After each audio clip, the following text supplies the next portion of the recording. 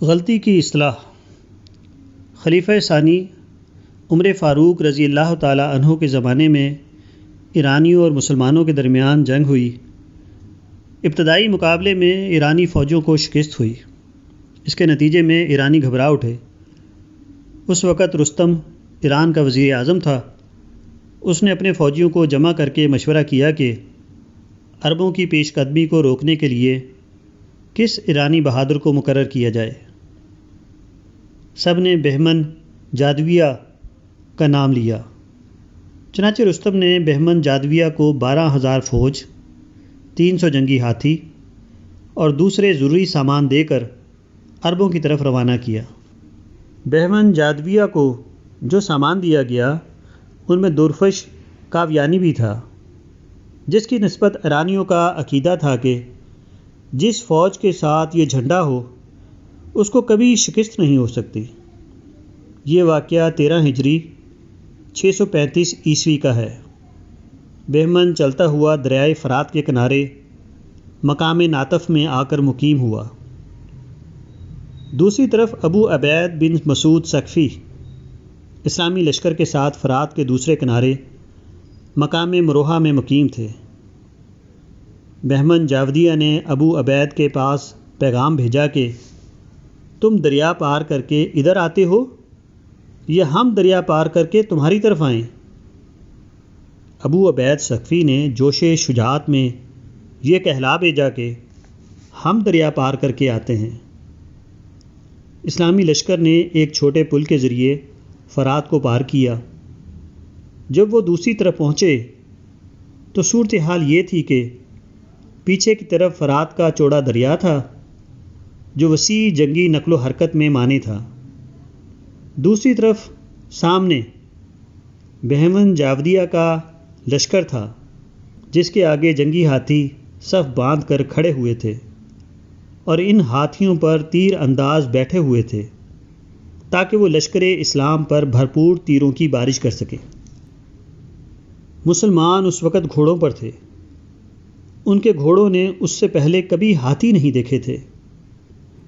چنانچہ ان کے گھوڑے ہاتھیوں کو دیکھ کر بدکنے لگے۔ مسلمانوں نے جب دیکھا کہ ان کے گھوڑے ان کے قابو سے باہر ہو رہے ہیں تو وہ گھوڑوں سے کود کر زمین پر آ گئے اور پیادہ پا لڑنے لگے، مگر یہ طریقہ مزید خطرناک ثابت ہوا۔ ہاتھیوں نے جب آگے بڑھ کر مسلمانوں کی صفوں پر حملہ کیا اور انہیں کچلنا شروع کیا تو مسلمانوں کی صفیں درم برم ہونے لگیں۔ اس خونی معرکے کی تفصیل بہت لمبی ہے۔ خلاصہ یہ کہ مسلمانوں کے کئی سردار اور خود مسعود ثقفی کو ہاتھیوں نے اپنے پیروں کے نیچے کچل دیا۔ مسلمانوں نے پیچھے ہٹنا چاہا تو وہاں دریا ان کی راہ میں حائل تھا، چنانچہ بہت سے لوگ دریا میں غرق ہو گئے۔ مسلم فوجیوں کی تعداد اس وقت 9,000 تھی۔ ان میں سے تقریباً 6,000 افراد جنگ میں کام آ گئے۔ مسلمانوں کی بچی کچی فوج دریائے فرات کے دوسری طرف جمع ہوئی۔ اب ایک صورت یہ تھی کہ ان کے شاعر اور خطیب اٹھتے اور اپنی شکست کو شہادت قرار دے کر اس کو گلوریفائی کرتے، جیسا کہ موجودہ زمانے کے مسلمان کرتے ہیں، مگر انہوں نے ایسا نہیں کیا۔ اس کے برعکس انہوں نے پورے معاملے پر نظر ثانی کی اور اس کا اعتراف کیا کہ دریا کے اس پار میدان جنگ بنا کر انہوں نے غلطی کی تھی۔ اب ایک طرف مسلمان مزید فوج جمع کر کے تیاری کرنے لگے اور دوسری طرف ایرانیوں نے اپنے سردار مہران ہمدانی کو سالار جنگ بنا کر بہت بڑی فوج کے ساتھ دوبارہ مسلمانوں سے لڑنے کے لیے بھیجا۔ مہران ہمدانی جب فرات کے کنارے پہنچا تو اس نے مسلم فوج کے سردار مثنیٰ کو دوبارہ یہ پیغام بھیجا کہ تم دریائے فرات کو پار کر کے ہماری طرف آتے ہو یا ہم دریائے فرات کو پار کر کے تمہاری طرف آئیں؟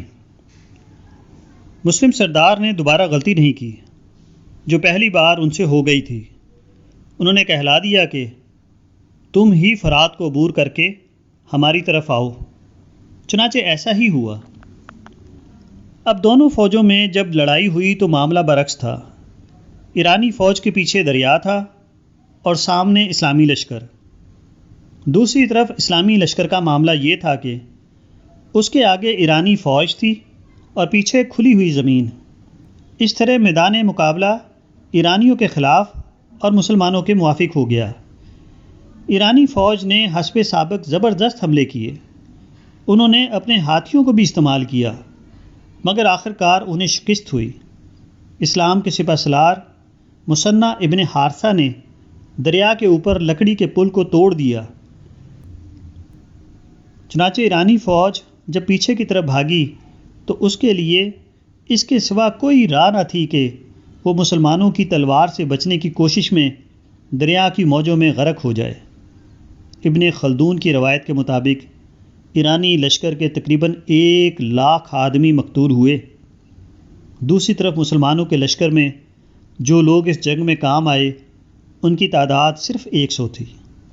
یہ واقعہ رمضان 13 ہجری میں پیش آیا۔ شکست کے بعد فتح کا یہ عظیم واقعہ اپنی غلطی کی اصلاح کا کرشمہ تھا۔